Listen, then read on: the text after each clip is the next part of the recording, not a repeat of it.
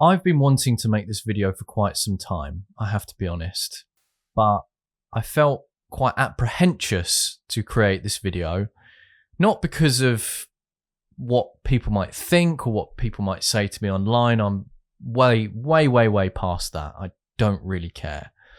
But something's compelling me to just say it. I can't hold it in for any longer to why I decided to convert from atheism to Christianity, especially being so late in my 20s.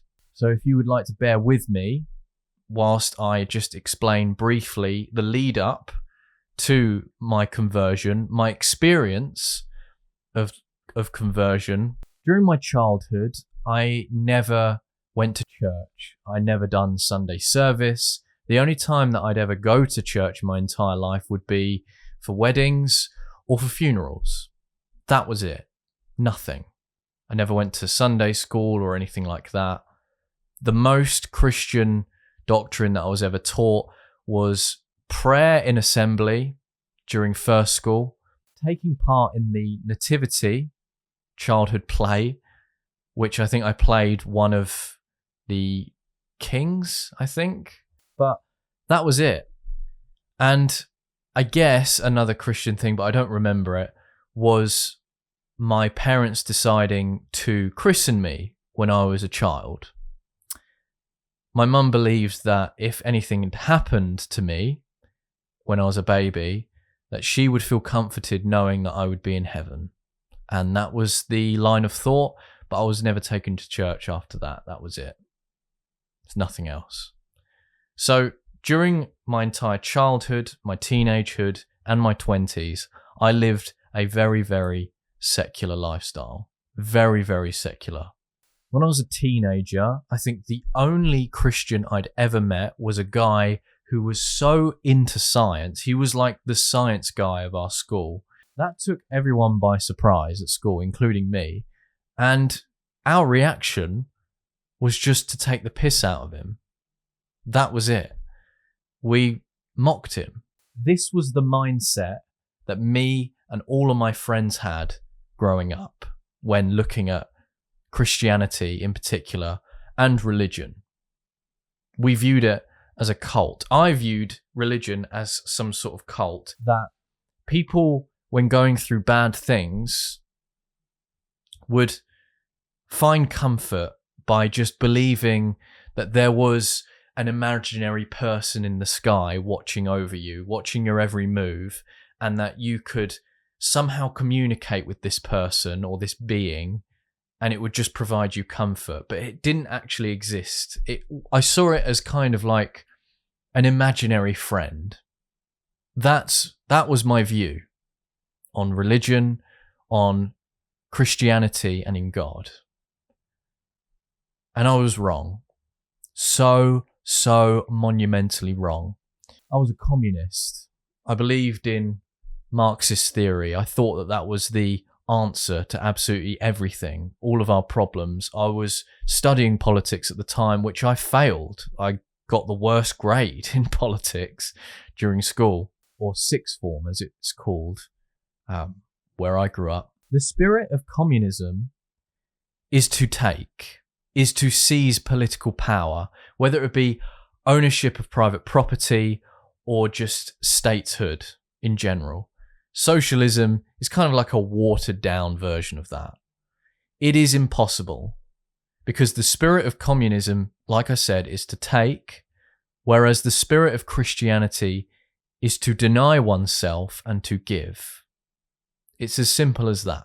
Then Brexit happened, and that put to test a lot of my views, especially with lawmaking within this country, especially when it came to, I guess, national sovereignty, immigration, all of these key issues.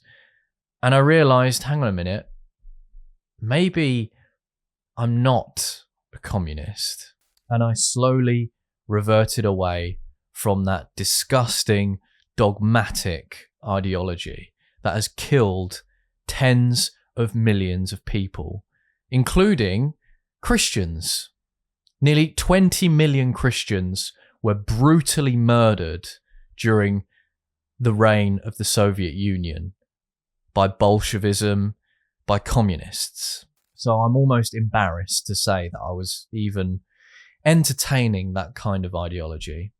As 20-year-old Lewis sort of started to grow up, I wasn't grown up, actually. I was still in this juvenile state of going out, drinking every weekend.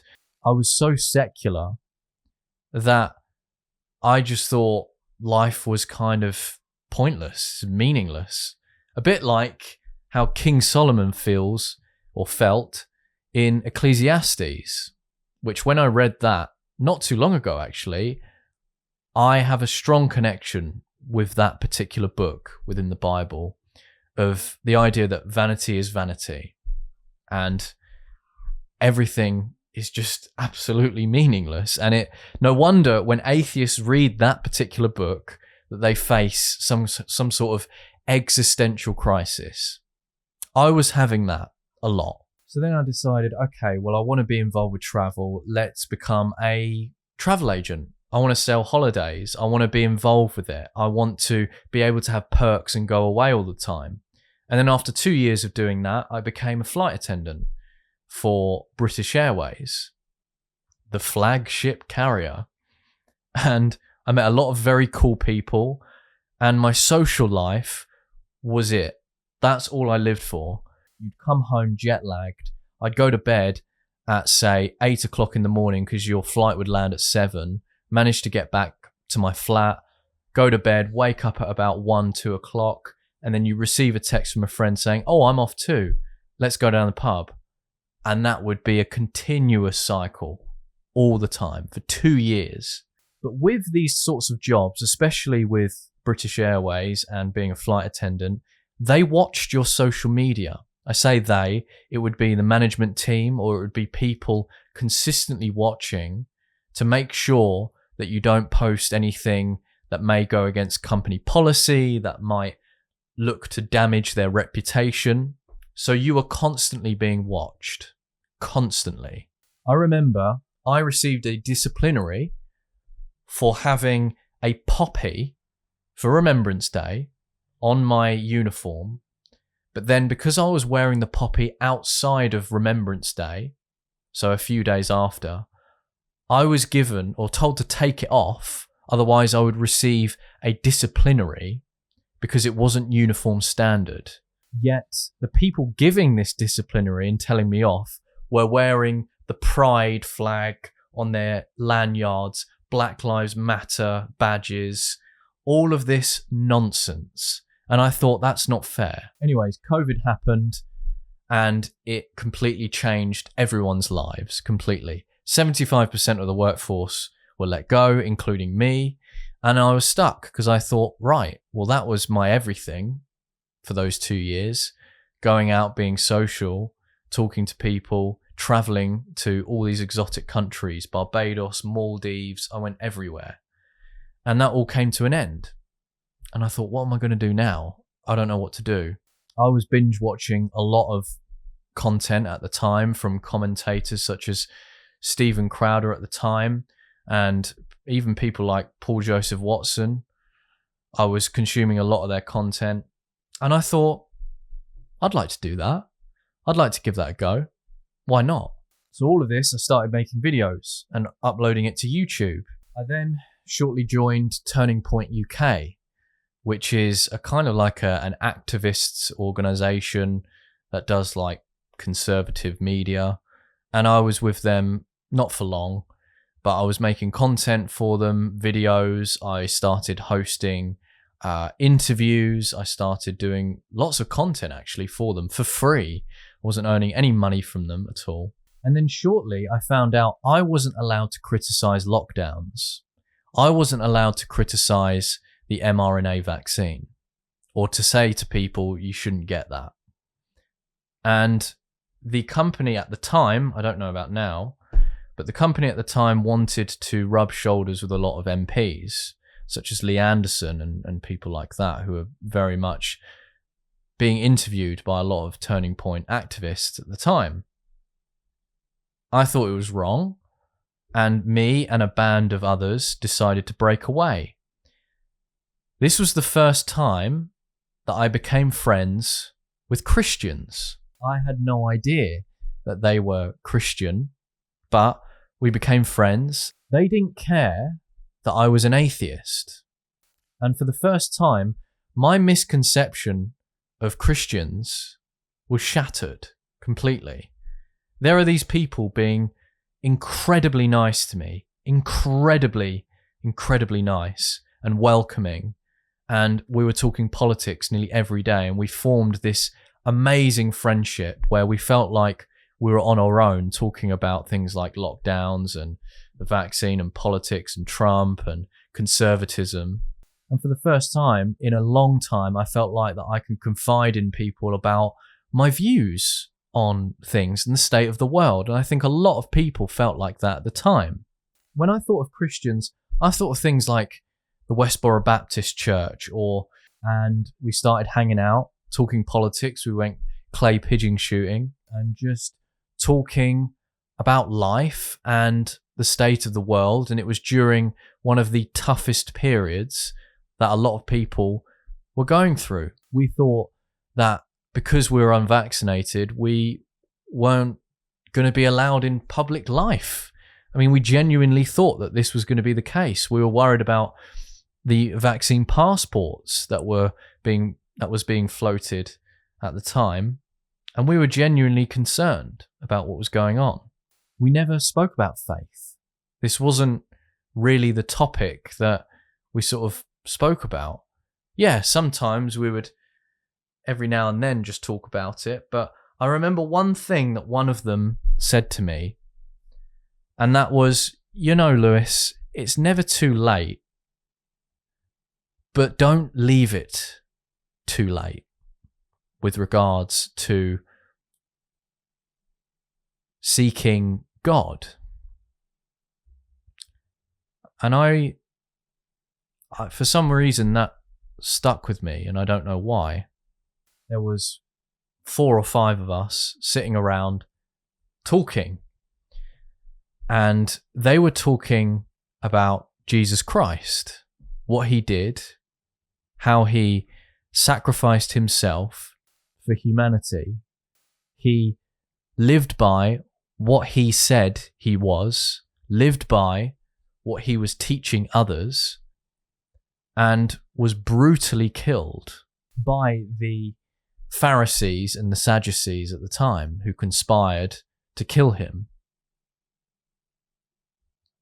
Then rose from the dead and continued to preach.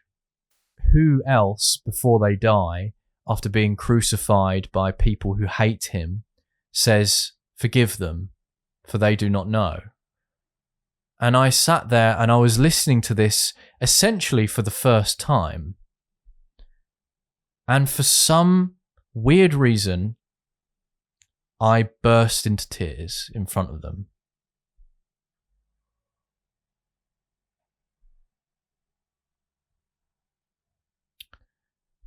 I couldn't stop crying. I cried for a solid, 20 minutes. And I was asking as I was crying, why am I crying? I don't understand. I don't understand why this is happening. And they didn't say a word. They didn't tell me what was happening. They just let it happen. The next day when I woke up, I said, why did that happen last night? And they didn't answer.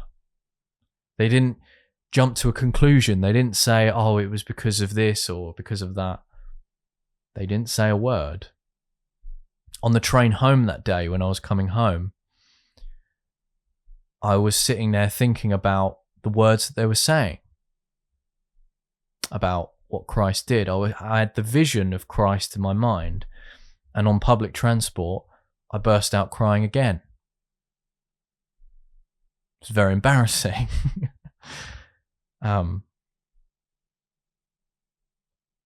Yeah, very strange. Later on that day, I phoned someone completely unrelated to this group, but I knew that they were Christian. I phoned them up and I said, hey, something strange happened last night and today. And as I was explaining it, I burst into tears again. and so was this person on the phone. And I couldn't explain it. It's just like 3 times in 24 hours. I was just an emotional wreck.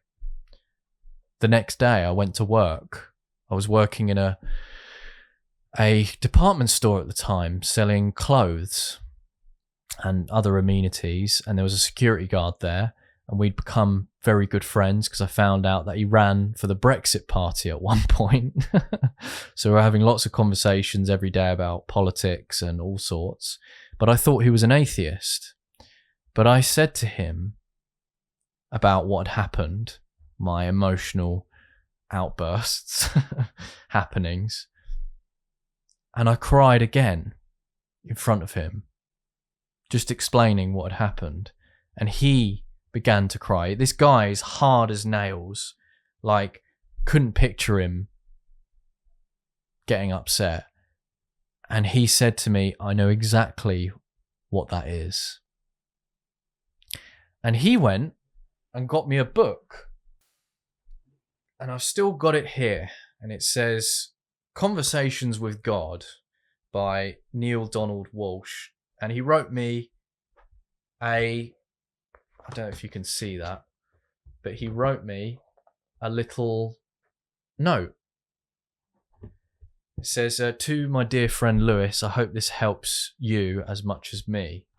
And I feel bad because I haven't read it, but I kept it because I was so intimidated by what I was feeling that I was almost too prideful, and I didn't want to believe what was happening. My whole worldview was starting to change. And then one day when I was working in the store, I was on my own. It was the top floor, completely empty. No one was there but me.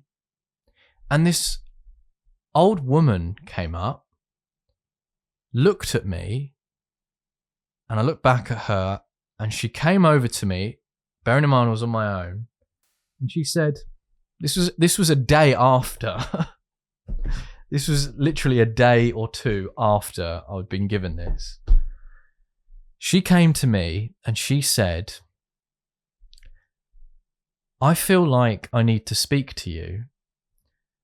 And I sort of went cold and I said, okay. And this woman, and I can't even remember her face, but I knew she was older. She said, you know the Lord, don't you? And in that moment, I went completely cold. And for the first time, I said, yes.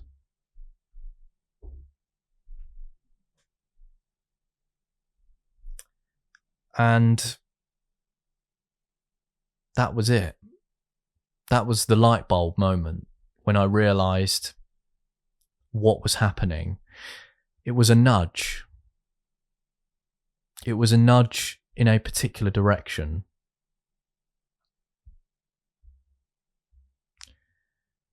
And this woman gave me this pamphlet that said about Jesus. And I went to the security guard who gifted me this book. And I went to him and I showed this pamphlet and I said, someone just came to me and said this. And he went white. He went completely white and said, you're lying to me. You're having me on. He didn't believe that had happened. So he went and checked the CCTV just to see if I was lying. And that has spooked me a bit ever since. Weird things have happened since, but that is my testimony to how then I decided, right, I want to look into this. So I opened the Bible for the first time and I read Matthew. But there was also another book that I opened that solidified and made me moved to tears again. And it was from this book. It's called More Than a Carpenter by Josh McDowell and Sean McDowell. And it is about an atheist who goes on to try and disprove God and Jesus Christ. Other than the Bible, this book has changed my life. And I can't recommend this book enough. When Jesus said, "I am the truth, the way, and the life, and I am the Alpha and the Omega, the beginning and the end," there is no other person, no other religious leader, no other religious prophet, from Muhammad to Hare Krishna, who proclaimed to be God. I am, no other. And when you realize through evidence and the reliability of Jesus Christ, and you realize this guy is telling the truth and is offering salvation and eternal life for free for just believing in him. And I am humbled to the dust that Christ interjected into my life and has now put me on a path. But that is my testimony. And I hope that it might inspire others. In Matthew chapter 7, verse 7, it reads, "Ask and it will be given to you. Seek and you will find. Knock and it will be open to you." You just have to ask. Thank you very much for watching, and I'll see you again soon.